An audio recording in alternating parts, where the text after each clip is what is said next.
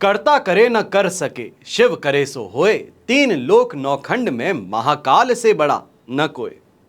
देश विदेश से देख रहे सभी दर्शकों को मेरा प्यार भरा नमस्कार। मैं हूं मोहित कमल श्रीमाली और आप सभी का स्वागत करता हूं आपके अपनी चैनल पर और आज के महाशिवरात्रि से जुड़े इस विशेष प्रोग्राम में। स्वस्थ जीवन शैली ये जीना सभी लोगों के लिए बहुत महत्वपूर्ण है, जो उम्र बढ़ने के साथ साथ खुद को बेहतर महसूस करना और स्वस्थ रहना चाहते हैं। ये भागदौड़ भरा जीवन जो है, ये स्वस्थ शरीर के लिए सबसे बड़ी चुनौती अवश्य बनकर सामने उभरता है। सिर्फ जीवन शैली ही नहीं, ग्रहों का भी प्रभाव आपकी सेहत पर पड़ता है, जिनसे विभिन्न रोगों का सामना हमें करना पड़ता है। किसी भी इंसान के जीवन में रोग हो, कष्ट हो, दरिद्रता, विपत्ति, इनके लिए कुछ खास ग्रह नक्षत्र की अशुभ स्थिति जिम्मेदार होती है और ग्रहों की शांति के लिए यदि कुछ उपाय किए जाएं तो किसी भी प्रकार के रोग हों, यहां तक कि गंभीर रोगों में भी राहत प्राप्त कर सकते हैं।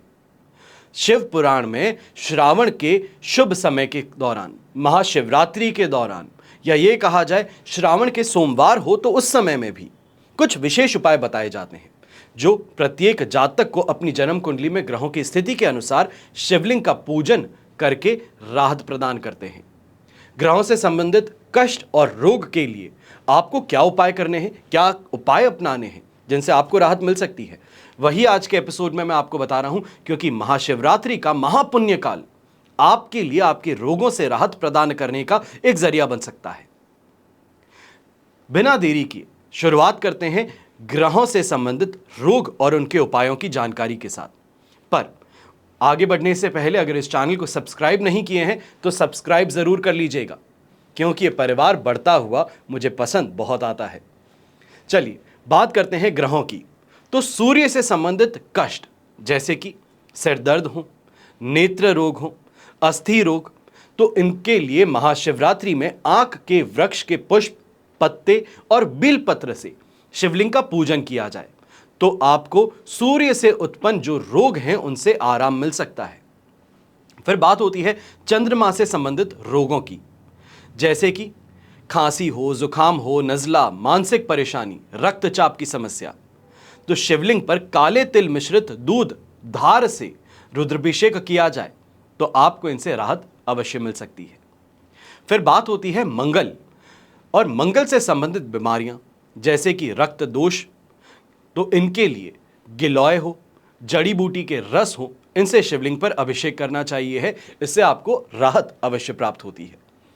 फिर होती है बात ग्रहों के राजकुमार बुध की, और बुध से संबंधित बीमारियां जैसे कि चर्म रोग, गुर्दे का रोग, तो इनके लिए विदारा या फिर जड़ी बूटी के रस से शिवलिंग पर अभिषेक किया जाए तो आपको राहत प्रदान होती है। फिर बात होती है देवों के गुरु यानी कि बृहस्पति की, और बृहस्पति से संबंधित बीमारियां जैसे कि चर्बी हो, मोटापा हो, आंतों से संबंधित परेशानी, लीवर की परेशानी, ये कहा जाए फैटी लीवर की परेशानी जो सबसे ज्यादा आज के समय में देखने को मिलती है, इससे राहत प्राप्त करने के लिए आप एक छोटा सा उपाय कर सकते हैं। शिवलिंग पर हल्दी मिश्रित दूध से अभिषेक कर लीजिएगा इस महाशिवरात्रि के पुण्यकाल में, अवश्य ही आपको राहत मिलेगी।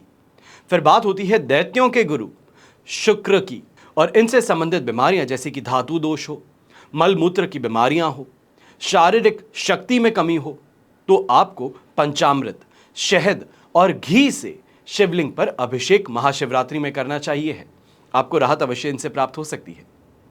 फिर बात होती है शनि, जो कि भयानकता का पर्याय बन चुके हैं, और इनसे संबंधित रोग जैसे कि मांसपेशियों का दर्द हो, जोड़ों का दर्द हो, वात रोग, तो इनके लिए गन्ने के रस और छाछ को मिला करके शिवलिंग पर अभिषेक कीजिए।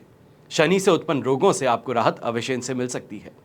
और फिर बात होती है छाया ग्रह राहु और केतु से संबंधित बीमारियों की, जैसे कि सिर चकराना हो, वर्टिगो हो, मानसिक परेशानी हो, पक्षाघात हो, तो इनके लिए मृत संजीवनी स्तोत्र का जाप करते हुए भांग और धतूरे से शिवलिंग पर अभिषेक कर लीजिएगा।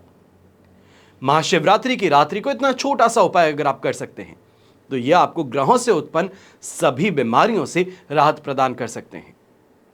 आशा करता हूं कि यह एपिसोड आपके लिए ज्ञानवर्धक रहा होगा, इससे अवश्य ही फायदा आप उठाने का प्रयास करेंगे। और अगर आप रुद्राभिषेक नहीं कर पाए या ये देखें कि रुद्राभिषेक करने में संपन्न नहीं हो पा रहे हैं, तो ऐसे में छोटा सा एक काम कर सकते हैं। इन नंबर्स पे संपर्क करके अपनी जानकारी यानी कि आपका नाम, आपके पिताजी का नाम, माताजी का नाम और आपकी गोत्र, उन सभी जानकारियों को आप यहाँ पे दे सकते हैं। आपके लिए रुद्राभिषेक मैं और मेरे पंडितगण अवश्य करेंगे। हमेशा की तरह आप सभी के लिए प्रार्थना यही करता और हमेशा करता रहूंगा कि आपका और हमारा परिवार सदैव सुखी रहे, संपन्न रहे, सुरक्षित रहे और स्वस्थ रहे। घर परिवार में बड़े बुजुर्गों का साथ और आशीर्वाद हमेशा हमारे साथ में बना रहे। जय श्री राम एवं जय हिंद।